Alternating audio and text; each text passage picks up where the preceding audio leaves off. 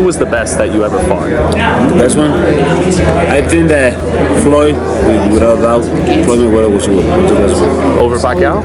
Yeah, I think so, yeah. Different fighters, huh? Miguel is plenty of power. That time Floyd didn't get the roll. Then Fighter gets off the ropes. Mayweather in the red trunks. I look at Miguel Cotto as an undefeated fighter because, he faced Pacquiao, but Pacquiao caught him at a catch weight. It wasn't the best Miguel Cotto. Miguel Cotto has stood across the ring from some of the most feared fighters of his generation. Men who threw thunder with every punch, who broke jaws, shattered ribs, and walked through fire just to win. But when asked point blank to name the single hardest opponent he ever faced, he didn't pause, didn't hesitate, didn't reach for the names you might expect like Pacquiao, Margarito, or Canelo. Instead, he said Floyd Mayweather. And not because Mayweather hit the hardest or hurt him the most, but because fighting Floyd was like trying to solve a riddle that kept changing with every round. Cotto, a warrior known for his grit, pressure, and clean fundamentals, found himself in a chess match that tested his brain more than his chin, forced him to think 3 steps ahead instead of just punching through pain. And in that quiet confession, we learned something important, not just about Mayweather's brilliance, but about what it really means to be difficult in the ring. This is the story behind that statement. The pressure Cotto applied, the way Floyd responded, and why. After all the wars, all the belts, and all the battles, Cotto still remembers one man more than all the rest. When a fighter like Miguel Cotto, who's gone to war with punchers, bruisers, technicians, and powerhouses across 4 different weight classes, names one man as the hardest challenge of his career, it carries weight. Cotto didn't drop that opinion in a flashy headline or a viral tweet. He said it with calm clarity during interviews, repeating across the years that Floyd Mayweather was the most difficult opponent he ever faced.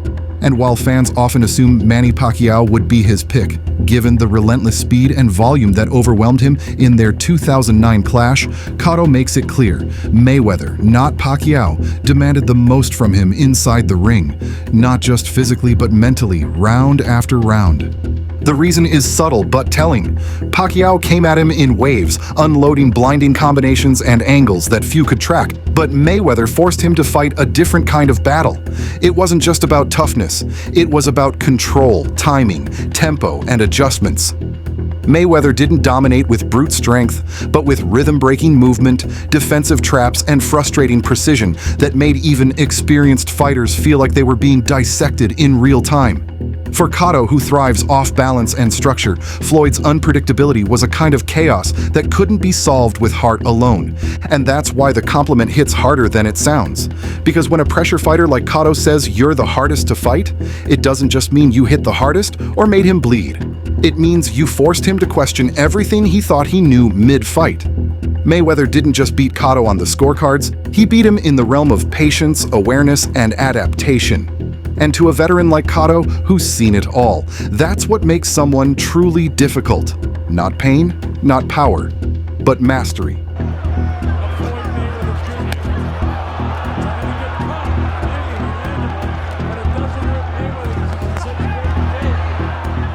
The clash between Miguel Cotto and Floyd Mayweather on May 5th, 2012 wasn't just another title fight, it was a collision between 2 elite minds, 2 very different styles, and a night that gave fans one of the most competitive bouts of Mayweather's career.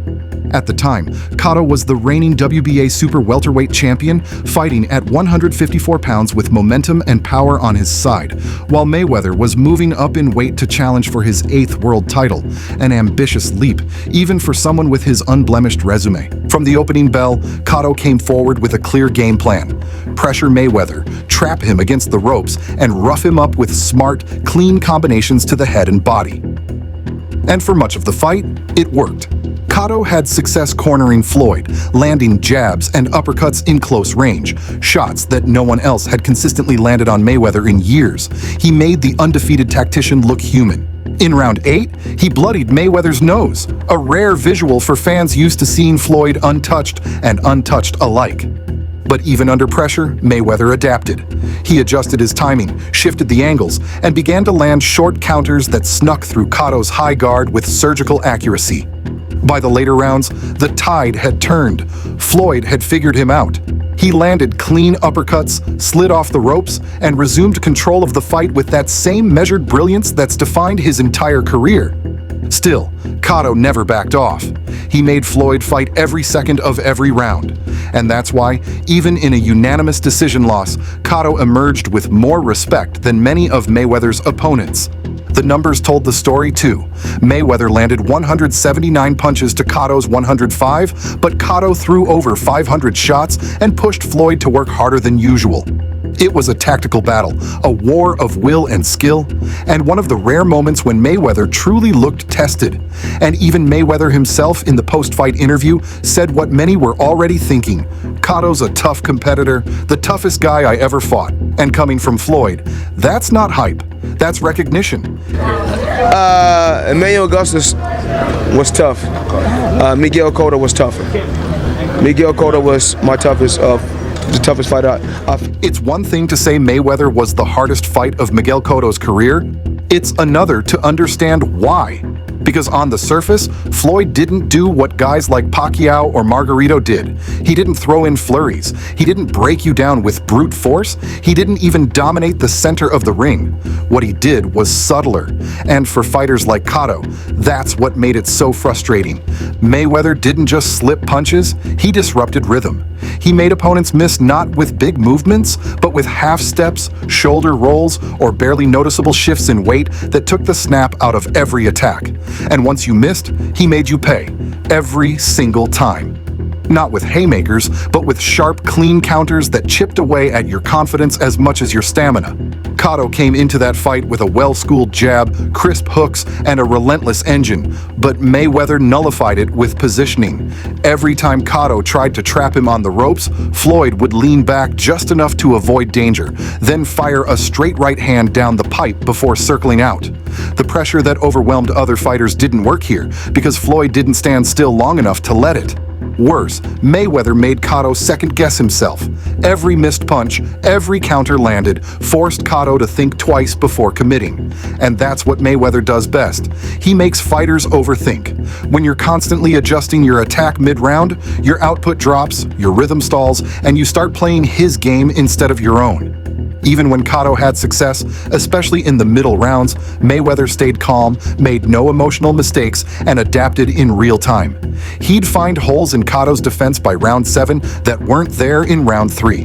That's not just reflex, it's IQ. So when Cotto says Floyd was the hardest to fight, he's not talking about pain. He's talking about a man who took away his tools piece by piece and left him fighting in unfamiliar territory. And for a technician like Cotto, that's the true definition of difficulty.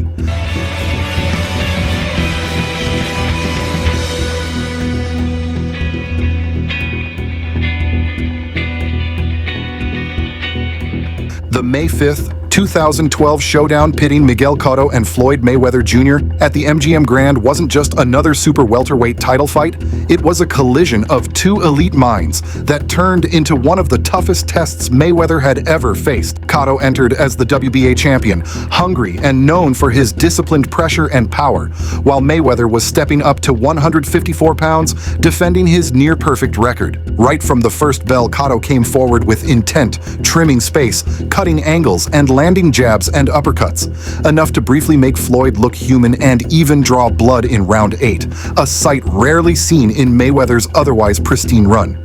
But even as Cotto muscled through, Mayweather adapted, shifting rhythm, baiting attacks, and unloading sharp counters that sliced through Cotto's guard with clinical precision. By the middle rounds, Floyd had readjusted, using uppercuts and counter combinations to wrest back control. Yet Cotto never backed down, pushing the pace, throwing over 500 punches, and refusing to let a single round slip without a fight.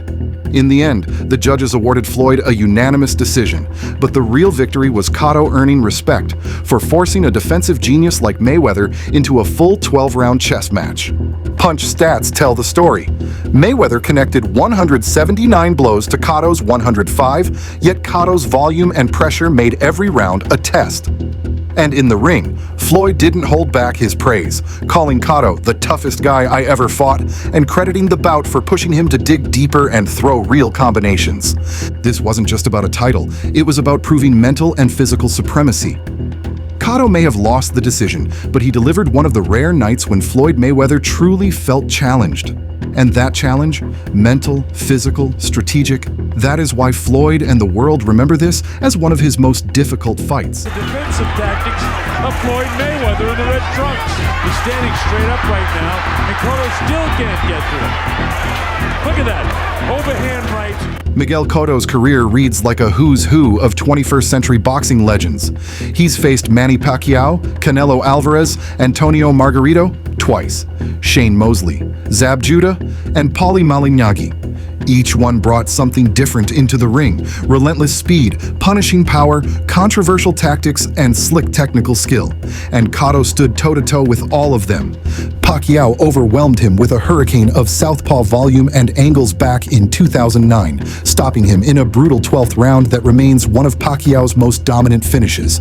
Margarito broke him down with pressure and volume in their infamous first bout, leading to suspicions about hand wraps and a revenge-fueled rematch years later. Canelo outpointed him with youth and size.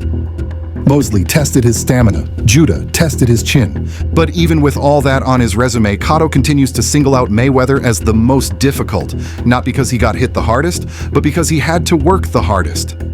He's made it clear that Floyd didn't just win with slick movement. He forced him to think constantly, adapt constantly, and earn every inch of ground. While Pacquiao was explosive and Canelo was strong, Mayweather was frustrating. He didn't just avoid danger, he turned Cotto's strengths into weaknesses, neutralized his jab, made him hesitant to commit, and punished him whenever he made a misstep. Cotto may have taken more damage from Pacquiao or absorbed more controversy from Margarito, but it was Mayweather who left the deepest impression, not in bruises, but in memory. Because to a technician like Cotto, the hardest fights aren't always the ones where you take the most punches. They're the ones where you're forced to question every move you make. And that's what made Floyd Mayweather his ultimate opponent. The winner by TKO victory and new WBO welterweight champion of the world, the Fighting Pride. Losses in boxing are often treated like stains, something to be avoided, denied, or erased. But for Miguel Cotto, each defeat became something else entirely, a turning point.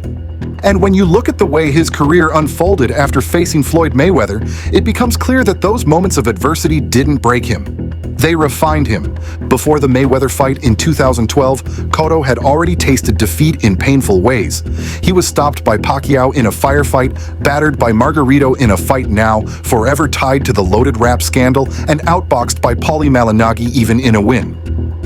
But the Mayweather loss felt different. It wasn't brutal or violent. It was technical, surgical, and eye-opening. It taught Cotto that toughness wasn't enough.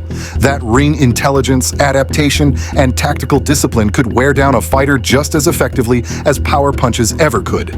And that lesson became the foundation for the next chapter of his career. After Mayweather, Cotto reinvented himself. He didn't just come back swinging, he came back smarter. He avenged his loss to Margarito with a commanding performance in 2011, then worked with Freddie Roach to evolve his style into something more patient, more methodical, and ultimately more dangerous. That version of Cotto wasn't just a brawler. He became a thinking fighter, a strategist. In 2014, that evolution peaked when he moved up to middleweight and dismantled Sergio Martinez to become the lineal and WBC world champion at 160 pounds, a stunning achievement for a man who once fought at 140. That wasn't luck, that was experience. That was a fighter shaped by losses who turned pain into power. And woven into all of that is the Mayweather fight.